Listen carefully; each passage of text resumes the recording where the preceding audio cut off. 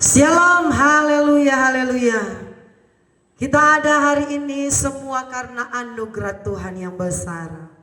Tema firman Tuhan di hari ini, rahasia doa Bapa kami. Saudara yang diberkati Tuhan, Yesus mengajarkan umat-umatnya dengan satu doa yang pastinya kita semua sudah hafal ya. Anak-anak kecil pun sudah hafal doa ini, yaitu doa Bapa kami. Saya percaya saudaraku, kalau Yesus sendiri yang mengajarkan doa Bapa kami bagi umat-umatnya, berarti doa itu begitu luar biasa, bukan? Amin. Berarti doa itu pasti didengar oleh Tuhan tentunya. Mengapa saya berkata demikian? Karena doa Bapa kami itu bukanlah doa yang diajarkan oleh nabi-nabi, saudaraku. Bukanlah doa yang diajarkan oleh rasul-rasul atau diajarkan oleh murid-murid Yesus dalam Alkitab. Tetapi saudaraku, doa yang diajarkan langsung oleh Tuhan untuk kita doakan atau untuk kita sampaikan kepada Bapa, yaitu doa Bapa kami. Mari kita akan belajar saudaraku, melihat sebenarnya ada sesuatu yang luar biasa, sesuatu yang ajaib saudaraku melalui doa Bapa kami tersebut. Karena doa ini adalah doa yang diajarkan Yesus kepada kita orang-orang percaya. Dan saya katakan di awal tadi, pasti saudaraku, ketika kita menaikkan doa Bapa kami ini, pasti Tuhan akan mendengarkan doa Bapa kami yang kita naikkan kepada Tuhan. Ada hal-hal luar biasa akan kita lihat dalam doa Bapa kami ini, saudaraku, dalam kitab Matius pasal 6. Matius 6 ayat yang ke-8 kita akan mulai membaca di sana. Ayat demi ayat kita akan lihat saudaraku. Hal berdoa. Ayat 8 saya baca. Matius 6 ayat 8. Jadi janganlah kamu seperti mereka, karena Bapamu mengetahui apa yang kamu perlukan sebelum kamu minta kepadanya. Saudaraku, kita mulai dulu dari ayat 8. Ayat 8 di situ mengatakan bahwa Bapamu mengetahui apa yang kamu perlukan sebelum kamu menyampaikan kepadanya. Sebelum kamu meminta kepadanya, Bapamu yang di surga sudah tahu. Saudaraku, Tuhan sudah tahu setiap kebutuhan kita. Tuhan sudah tahu setiap masalah kita. Tuhan sudah tahu setiap penderitaan kita. Amin. Tuhan sudah tahu setiap beban kita. Karena tidak ada satupun perkara yang tertutup di pemandangan Tuhan. Tidak ada satupun beban hidup kita yang Allah tidak tahu, saudaraku. Sekecil apapun penderitaan yang kita alami, semuanya Allah tahu lengkap, jelas, dan akurat, saudaraku. Tidak ada yang terlewatkan dari pemandangan Tuhan. Tuhan mengajarkan, saudaraku, di ayat yang ke-9. Karena itu berdoalah demikian. Saudaraku, kalau kita baca dari ayat 8, Tuhan berkata, Yesus berkata, sebelum kamu minta kepadanya, kepada Tuhan, Bapamu yang di surga sudah tahu. Sebab itu di ayat yang ke-9 dikatakan, karena itu berdoalah demikian. Tuhan mulai ajarkan ya saudaraku. Bapa kami yang di surga, dikuduskanlah namamu. Saudaraku, Tuhan tahu dengan jelas pergumulan dan penderitaan kita.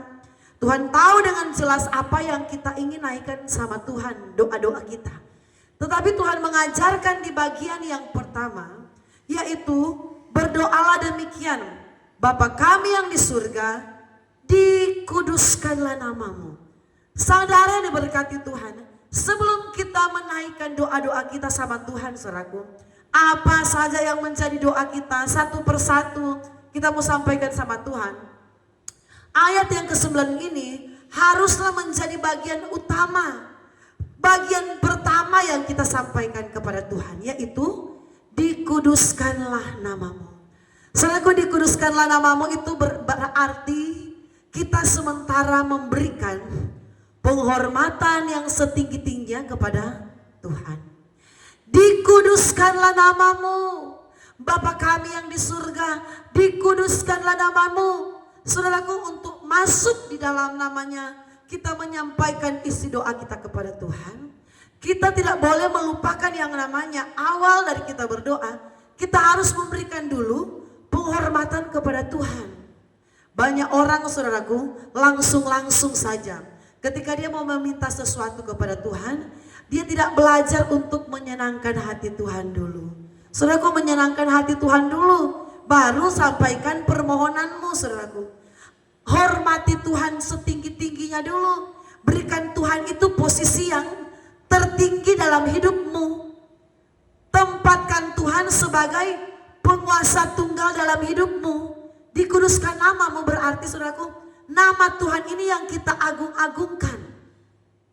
Nama Tuhan ini yang kita hormati, saudaraku.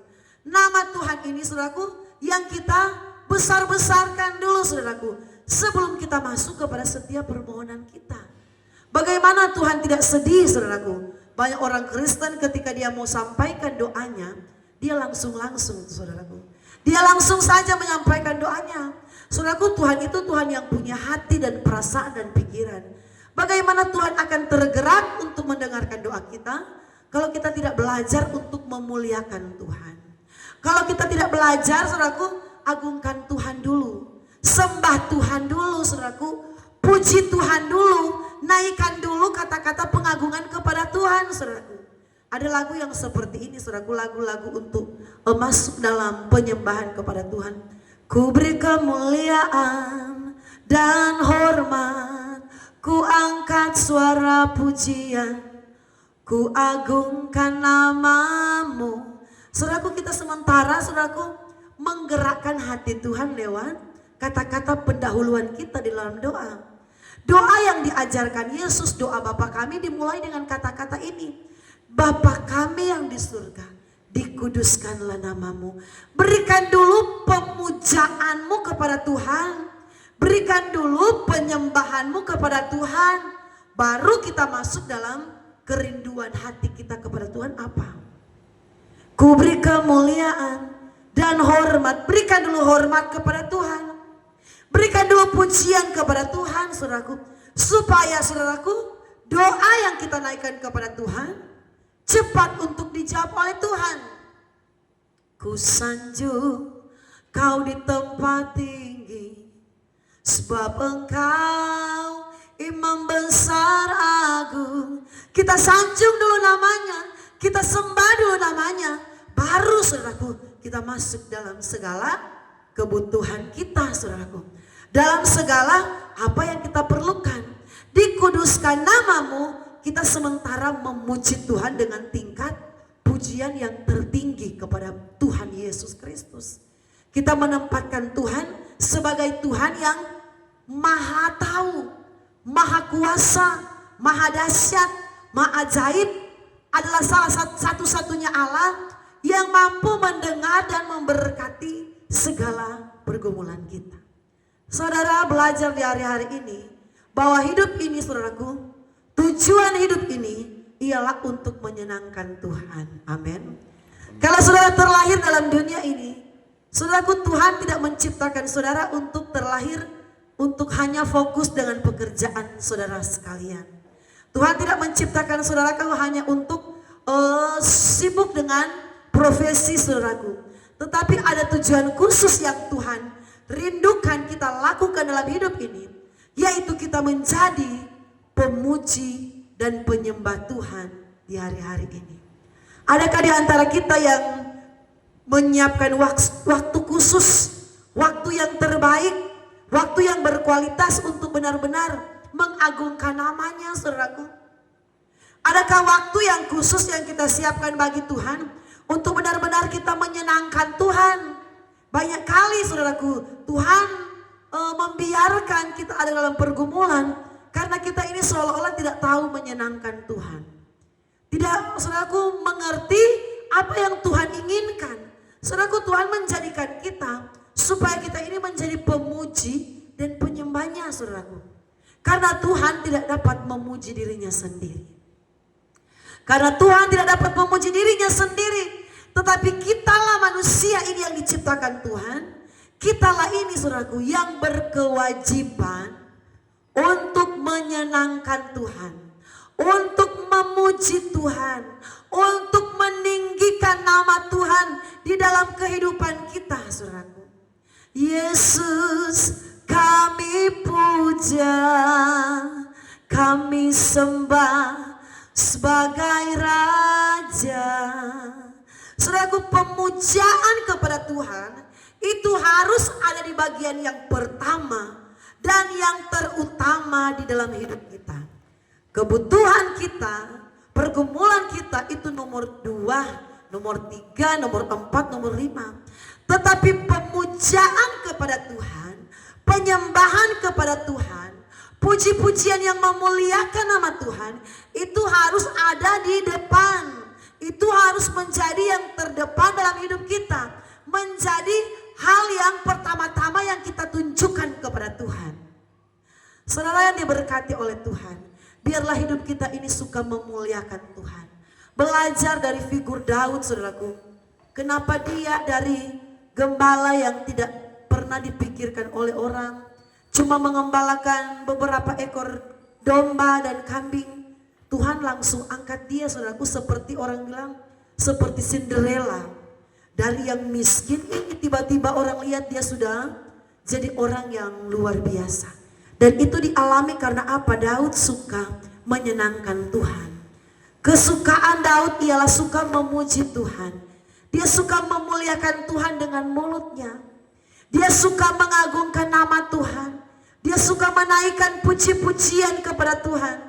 Saudaraku, orang yang suka memuji Tuhan, menyembah Tuhan, memuja-muja nama Tuhan, Tuhan pasti sangat senang dengan orang yang seperti itu.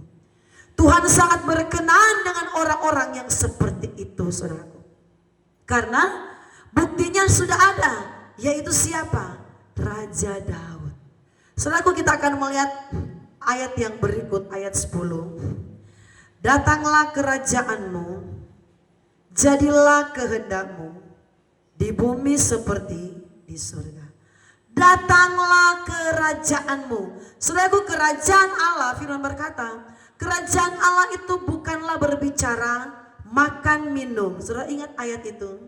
Kerajaan Allah itu bukan berbicara makan dan minum, bukan berbicara hal-hal lahiriah, tetapi kerajaan Allah itu berbicara sukacita dan damai sejahtera yang dikerjakan oleh Roh Kudus. Datanglah kerajaanmu.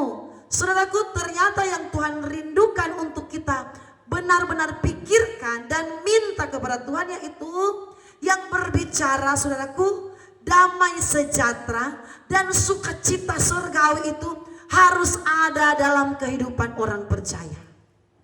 Tuhan ajarkan minta itu kerajaan Allah ada dalam diri kita. Bukan berarti saudaraku kerajaan surga yang turun ke dalam rumah kita, tapi kerajaan Allah, hadirkan kerajaan Allah dalam hidup kita. Kerajaan Allah saya katakan tadi bukan berbicara makan dan minum, tetapi kerajaan Allah itu berbicara damai sejahtera, berbicara sukacita, itu berbicara apa? Berkat-berkat rohani yang kita minta kepada Tuhan. Amin. Sudahkah kita pernah meminta, Tuhan biarlah kerajaanmu ada dalam hidup saya. Kerajaan Tuhan ada dalam rumah tangga saya. Selalu ada damai sejahtera Allah, ada sukacita. Karena apa? Kalau orang Kristen tidak ada damai, tidak ada sukacita, mustahil dia dapat memuji dan memuliakan Tuhan. Amin. Bagaimana dia mau menyanyi bagi Tuhan? Di rumahnya selalu pertengkaran yang ada, tidak ada damai saudaraku. Bagaimana dia mau rajin beribadah saudaraku? Di rumahnya tidak ada mood, tidak ada sukacita. Bagaimana dia mau siap-siap untuk datang beribadah? Karena saudaraku, ketika rohani kita ada dua, damai, ada sukacita, ada berkat rohani dalam hidup kita, semuanya gampang teratasi saudaraku. Amin. Kita ada sukacita untuk berdoa, karena sukacita itu yang mengendalikan pikiran dan hati kita. Orang gak ada damai, semuanya dapat dikerjakan dengan gampang. Amin. Ada firman yang berkata, semangat yang patah itu mengerikan tulang, tetapi orang yang bersemangat dapat menanggung penderitaannya. Jadi kalau dia ada semangat, ada sukacita, ada damai sejahtera yang dikerjakan oleh Tuhan dalam hidupnya, pekerjaan yang berat akan menjadi ringan, saudaraku. Dan itulah karya Tuhan dalam hidup kita. Dan damai sejahtera itu ada di setiap hati kita, di setiap pikiran kita. Dan ternyata damai dan sejahtera itu dan sukacita surgawi itu perlu kita minta kepada Tuhan. Saudaraku, mengapa dari awal belum ada minta soal kebutuhan? Amin. Ayat yang ke-9. Ayat 10 belum ada soal minta makan minum. Yang Tuhan merindukan yang terutama yang kita minta, datanglah kerajaanmu. Saudaraku, perlu sekali hidup kita ada damai sejahtera di rumah, ada sukacita. Supaya apa yang kita kerjakan itu menjadi gampang. Supaya apa ketika ada masalah kita dapat saudaraku, menanggung masalah dan beban hidup kita. Karena ada damai dan sejahtera dan sukacita itu salah satu buah-buah dari Roh Kudus, saudaraku. Orang yang ada damai dan sukacita berarti ada Roh Kudus dalam pribadinya. Karena salah satu buah roh ialah sukacita. Orang kalau ada sukacita, ada kedamaian, saudaraku, dia dapat menanggung penderitaan yang dia alami. Dia dapat menanggung masalah yang dihadapi. Ada pikiran sehat dalam pikirannya. Dia tidak akan gampang putus harapan. Karena apa? Ada kerajaan Tuhan, ada kerajaan Allah di dalam hatinya, di dalam pribadinya. Selanjutnya, saudaraku, jadilah kehendakmu di bumi seperti di surga. Dan yang berikut, rahasia dari doa Bapa kami ini, saudaraku, ialah kita belajar, saudaraku, tidak memaksakan kehendak kita kepada Tuhan. Amin. Kalau kita belajar tunduk di bawah kehendak Tuhan, semuanya pasti yang terbaik, saudaraku. Tetapi kalau kita belajar paksakan kehendak kita, kita bisa salah pilih. Contohnya ketika kita menentukan jodoh. Tuhan, saya berdoa, ini berdoa contoh, saudaraku. Saya berdoa, Tuhan berikanlah dia menjadi jodohku, Tuhan. Oh Tuhan, saya sudah cocok dengan dia. Dia Tuhan yang terbaik bagi saya. Saudaraku, pandangan kita belum tentu dengan pandangan Tuhan. Tetapi kalau kita berdoa memohon kehendak Tuhan, Tuhan biarlah kehendak Tuhan yang terjadi atas masa depan saya. Saya Tuhan merindukan pribadi ini menjadi jodoh saya, Tuhan. Tetapi bukan kehendak saya yang jadi, tetapi kehendak-Mu lah yang terjadi. Saudaraku, ini salah satu contoh kita kita berserah kepada kehendak Tuhan. Belajar berserah kepada kehendak Tuhan. Orang yang berserah kepada kehendak Tuhan, semua yang akan dia alami ialah rancangan yang terbaik.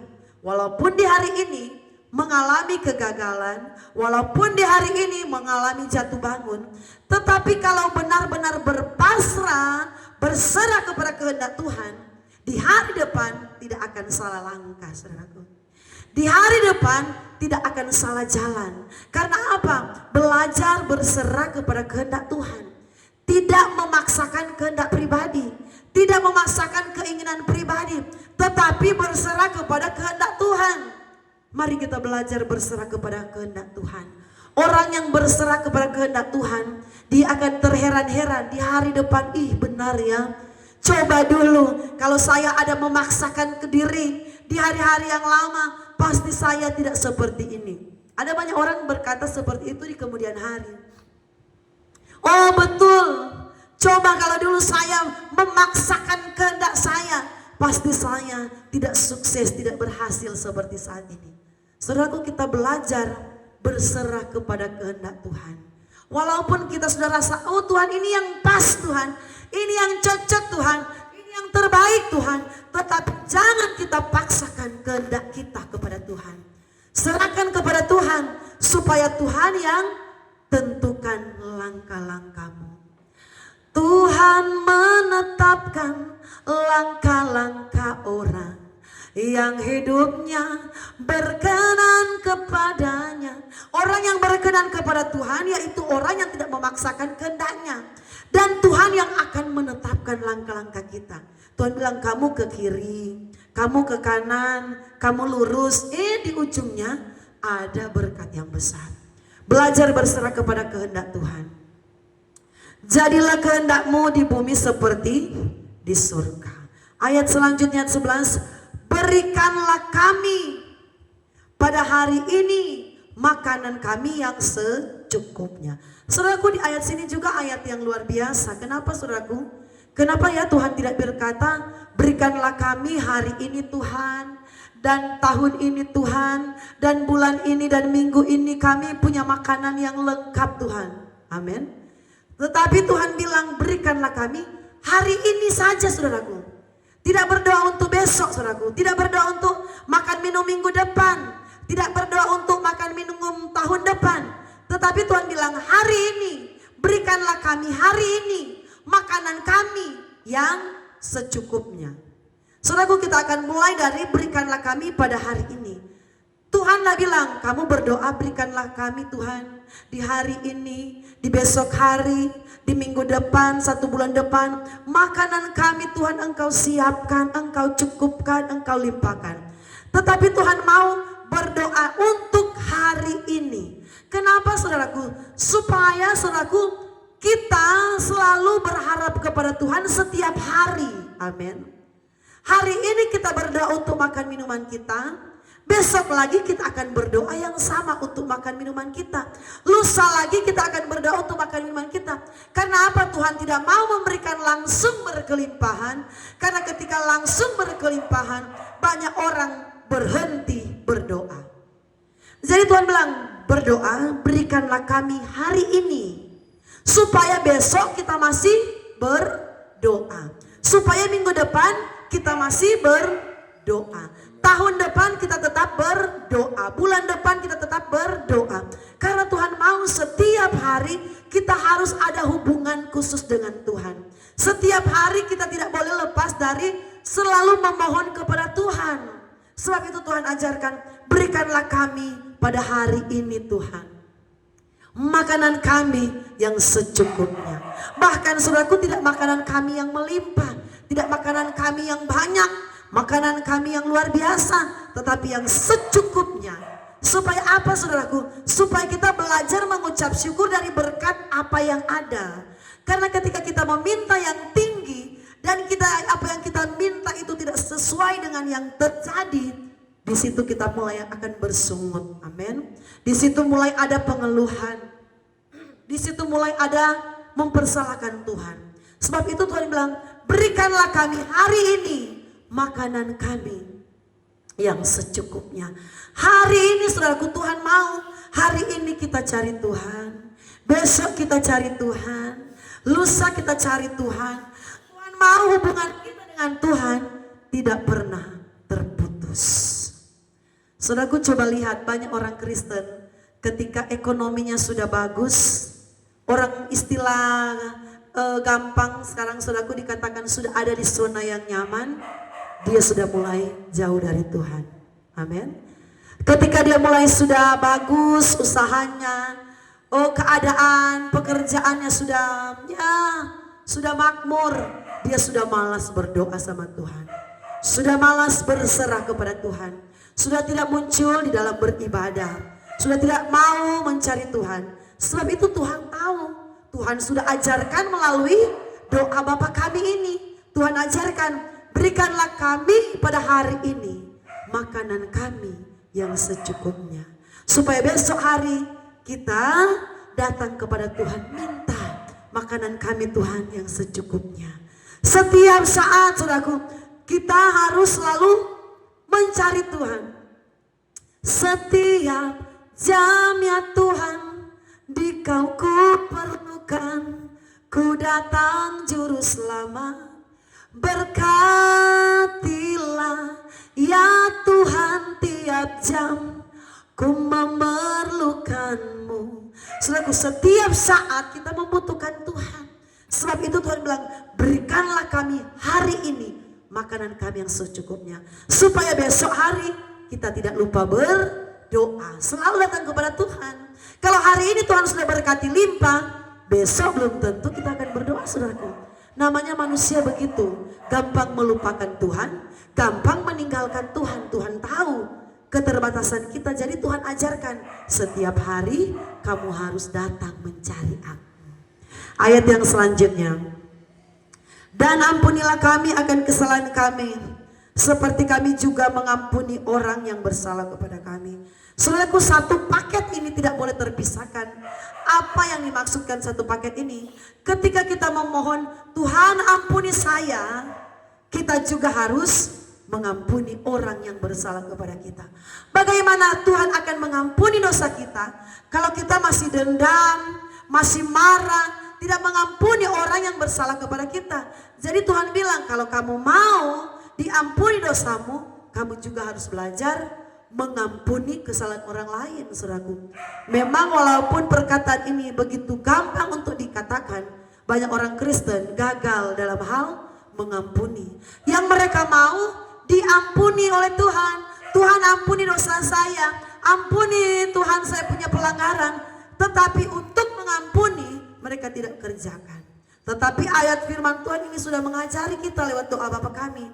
Tuhan ampunilah kesalahan kami seperti kami mengampuni orang yang bersalah kepada kami. Lakukan itu saudaraku, supaya Tuhan cepat mengampuni dosa kita. Tuhan bilang, kamu ini memohon saya ampuni, kamu punya dosa, tetapi kamu tidak mengampuni orang yang bersalah kepadamu.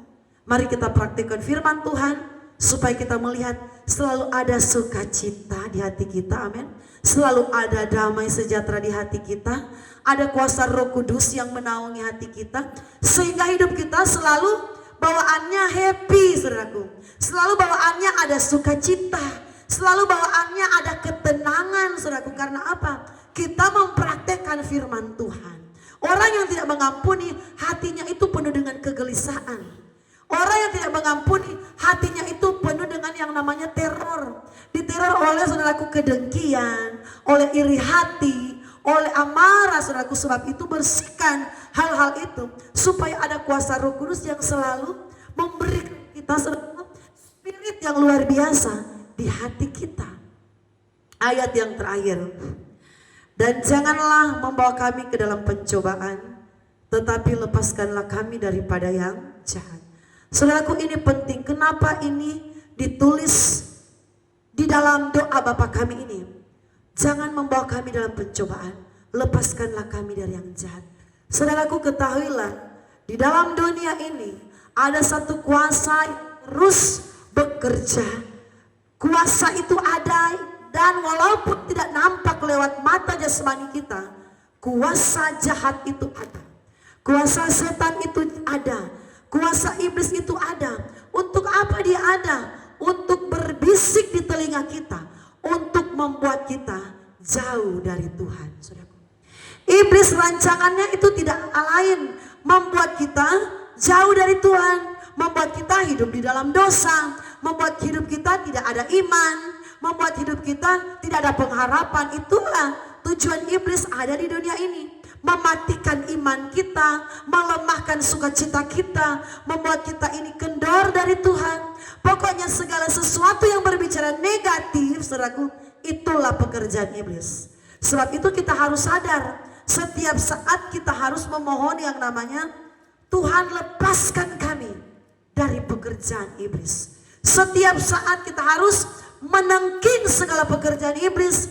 Kalau saudara bangun pagi dan berdoa, coba sesekali saudara praktekkan Tuhan ini. Bahkan kalau boleh jangan hanya satu kali, jangan hanya dua kali, praktekkan setiap saat ketika saudara bangun pagi. Tuhan, kami berdoa, pekerjaan iblis yang membuat saya malas beribadah, pekerjaan iblis yang mau menggagalkan pekerjaan saya, pekerjaan iblis yang mau mengganggu rumah tangga kami tolak di dalam nama Yesus. Saudara sementara berperang melawan kuasa kegelapan. Dan tanpa Tuhan kita tidak mampu melawan kuasa iblis. Sebab itu saudaraku, doa di pasal ayat yang ke-13, jangan membawa kami ke dalam pencobaan, lepaskan kami daripada yang jahat, saudaraku. Bagaimana kita akan terlepas dari yang jahat, dari kuasa kegelapan? Yaitu ketika kita selalu suka memuji dan memuliakan Tuhan. Mulut kita selalu ada pengagungan kepada Tuhan. Iblis takut orang yang suka-suka, orang yang selalu ada kesukaan untuk memuji dan memuliakan Tuhan. Iblis kenal, saudaraku. Ingat peristiwa Saul ketika dia ada roh jahat yang menguasai dirinya. Daud datang memainkan kecapi, dia takut karena iblis tahu, oh ini pribadi yang benar-benar dekat dengan Tuhan. Daud dekat dengan Tuhan, dia takut. Iblis takut, iblis gentar. Kalau kita benar-benar dekat dengan Tuhan, pekerjaan kuasa kegelapan, kuasa setan yang mau menaruh kerugian dalam hidup kita, orang-orang mungkin yang berniat jahat memberikan santet, saudaraku, mungkin ada ilmu-ilmu perdukunan yang mau menyerang kita. Kalau kita selalu berserah kepada Tuhan, suka memuji memuliakan Tuhan, hidup kita tidak akan memban dengan kuasa-kuasa kegelapan yang seperti itu. Perdukunan, santet, sihir, saudaraku, tidak akan memban. Karena apa? Iblis tahu mana orang-orang kepunyaan Tuhan, mana pribadi-pribadi yang suka mengagungkan Tuhan dalam mulutnya. Sebab itu di ayat pertama dikatakan, dikuduskanlah namamu. Jadi ketika kita suka menguduskan nama Tuhan dalam hidup kita, iblis akan lari dari hidup kita. Iblis, saudaraku, cuma mampu berbisik, melemahkan iman kita, tetapi saya percaya dia tidak mampu menguasai hidup kita. Karena apa, saudaraku? Orang-orang yang dekat dengan Tuhan, ada perisai yang Tuhan siapkan, ada perlindungan khusus dari Tuhan, ada proteksi khusus dari Tuhan. Orang-orang yang dekat dengan Tuhan. Sebab itu, saudaraku, mari di hari-hari ini kita tidak boleh lengah. Bangkitkan doa kita kepada Tuhan, bangkitkan pujian kita kepada Tuhan. Kita harus siap dalam segala keadaan. Selalu ada damai dan sukacita di dalam hidup kita, supaya apa yang kita kerjakan setiap hari dituntun oleh Tuhan Yesus, setiap hari tuntun oleh kuasa Roh Kudus, karena kita selalu melibatkan Tuhan di dalam kehidupan kita. Ayat yang terakhir, karena Engkaulah yang mempunyai kerajaan, kuasa dan kemuliaan sampai selama-lamanya, amin. Dan di bagian yang terakhir, kembali lagi, saudaraku, kita mengakui kehebatan Tuhan. Karena Engkaulah yang mempunyai kuasa, kerajaan, kemuliaan sampai selama-lamanya. Jadi kembali lagi ketika mengakhiri doa Bapa kami, kembali lagi kita mengagungkan nama Tuhan. Jadi saudaraku, di awal kita memuliakan nama Tuhan, di akhir doa kita memuliakan nama Tuhan. Tuhan Yesus memberkati kita semua. Biarlah hidup kita selalu berkemenangan di dalam Tuhan. Mari saya berdoa untuk kita semua yang sementara menyaksikan khotbah di saat ini. Tuhan Yesus, Allah yang baik, Allah yang setia, Allah yang menjadikan langit dan bumi, Allah yang memberikan nafas kehidupan, Allah yang mengatur segala-galanya dalam hidup kami. Engkau yang berkuasa untuk memberkati kami, menolong segala penderitaan dan pergumulan kami. Engkau yang berkuasa mengangkat segala-galanya. Dan kami yakin orang-orang yang selalu memuliakan nama-Mu, yang selalu memuja Tuhan, menyembah Tuhan, ada perlindungan khusus dari Tuhan yang Engkau akan siapkan bagi kami. Malaikat Tuhan Engkau perintahkan mengawal hidup kami, memagari hidup kami, sehingga kami tidak jatuh, kami tidak tersesat, kami tidak terseret dengan arus dunia yang semakin jahat di hari-hari ini. Tetapi kami boleh menjadi pemenangnya Tuhan. Orang yang berkemenangan di dalam iman. Kami tidak berputus asa, tetapi kami bersandar kepada Tuhan. Engkau yang akan mengangkat segala beban hidup kami. Engkau akan menolong segala pergumulan kami. Biarlah nama Yesus selalu ditinggikan atas hidup kami. Terpujilah Engkau Tuhan Bapa yang baik. Berkati semua pemirsa yang sudah mendengarkan khotbah kami. Berkat Allah, berkat jasmani melimpah, teristimewa berkat rohani mengalir dalam kehidupan kami semua. Di dalam nama Tuhan Yesus Kristus. Haleluya. Amin. Tuhan berkati. 34